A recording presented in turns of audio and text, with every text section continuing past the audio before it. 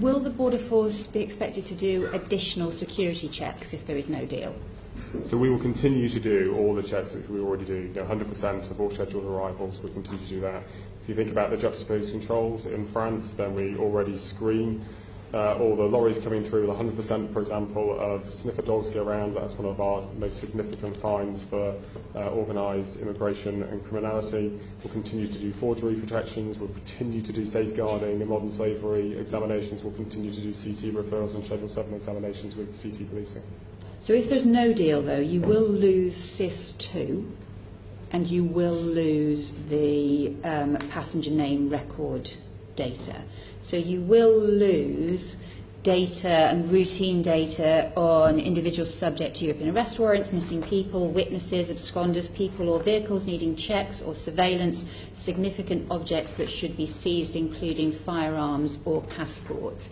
How much of a loss of intelligence is that to you at the border? So I might just say what's about on the passenger name records. I mean, Barnier is on record as saying that he would like to continue that. I know, look, we're assuming that all of this, in an ideal world, all of this is sorted. What I'm just figuring is, in a no-deal situation, what will be lost? So the reason why I said that point was because he was saying in a no-deal situation, he was hoping this would continue.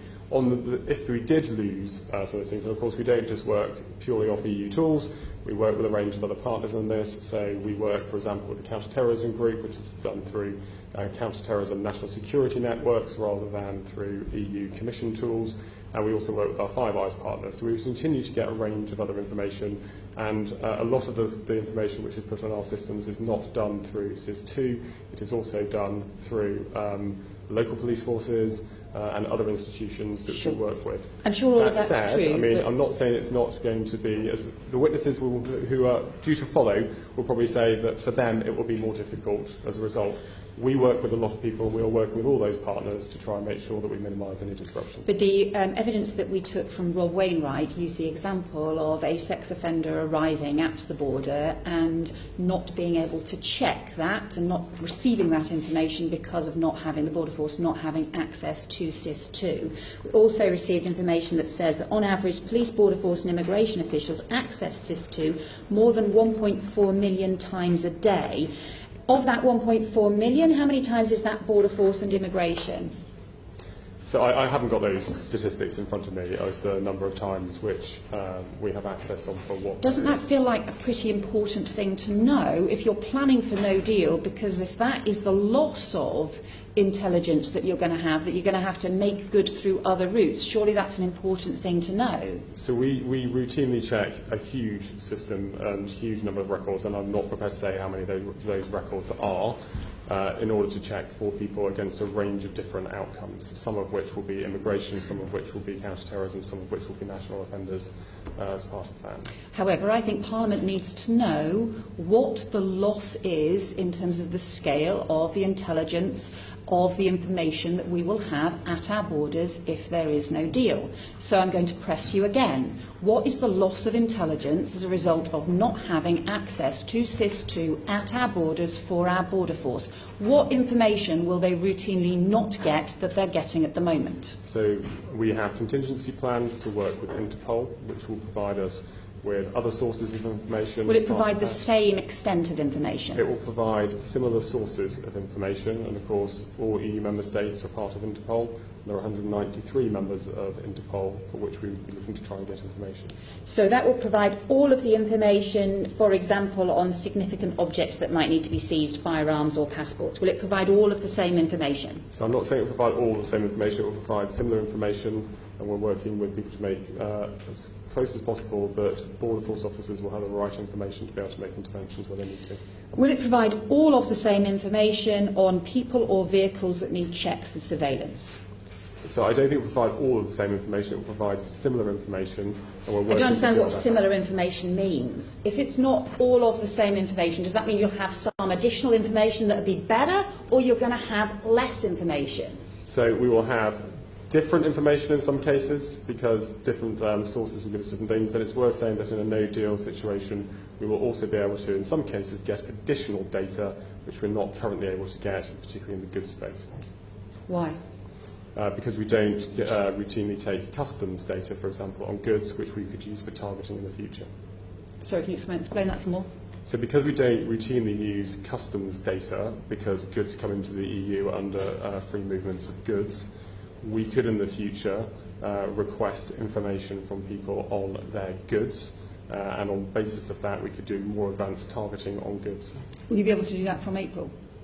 There are some things which we might be able to do from April, but we would expect to build that capability over time. But in terms of people, sorry, John, it's Mr. Thompson, you seem to be shaking your head. I'm sorry, I'm really sorry that I have to correct Mr. Lincoln. That will not be ready in April 2019. What we're talking about here is a so-called inventory-linked system where you make a customs declaration and you say, these are the goods that I propose to ship on this vehicle, on this ferry, and it will arrive at Dover on this particular day window. That is a process, a system which will take approximately 2 years to get to any kind of optimal level, because the vast majority of that work will need to take place by ferry companies and hauliers, and they will not be ready for April 2019. I'm sorry, I think it's worth... No, it's fine, it's very helpful. So, just in terms of this time next year, so we won't have any additional helpful security information in terms of customs this time next year, but we will have lost SIS2. I don't understand your kind of reluctance on this. Are we going to lose significant intelligence information, and if so, on what scale? So, I mean, the Home Secretary, I think, in front of this committee said it was going to be suboptimal if we were to use the tools which we're talking about. But surely Parliament actually has a right to know if there are going to be discussions about whether or not there may be a no-deal situation, whether or not there isn't. Surely we have a right to know whether or not there is going to be less security information available to our border force officers when making a decision about whether or not to let somebody in the country. So the answer on SIS2 is we do all that we can to mitigate the potential disruption. I'm sure you are. I am sure that you will be doing absolutely everything you can to mitigate these risks. What I want to understand is what is the scale of the risks, and surely Parliament has a right to know this information. Well, I think it'd probably be better for me to come back to the committee. Well, Chair, can I just add, it strikes me that part of the answer to your question can only be known once we've actually had the conversations necessary if we find ourselves in that position. So the sorts of things that Mr. Lincoln's talking about involve some of those discussions with Interpol and bilateral arrangements. In terms of we've only got 5 months left. If there is no deal, surely you will have done, I mean, surely it was going to be one of the top priorities to do a security assessment of what the consequences are of no deal at the border. Absolutely. The Home Secretary has already said that he thinks there will be elements of this that if we were to lose them, they would be suboptimal. I think my point is that your question about can we say precisely what elements of that will be replaced and precisely whether we will have a complete match, I think that's a very difficult judgment. So you don't know what the level of security downgrade is going to be at the border if there is no deal? I think it's extremely difficult for us to say at this point what the precise match would be of any contingency measures that we could put in place. This is really hard to have any confidence in your processes of planning and contingency planning for no deal if you don't know, as a sort of basic question, what is the scale of security downgrade, because it seems to me if you are going to have to find this information out through other routes, or you're going to have to do additional checks at the border, you may need presumably additional staff to do these extra checks at the border. How are you going to reassure the British public that the borders have not become less secure as a result of no deal?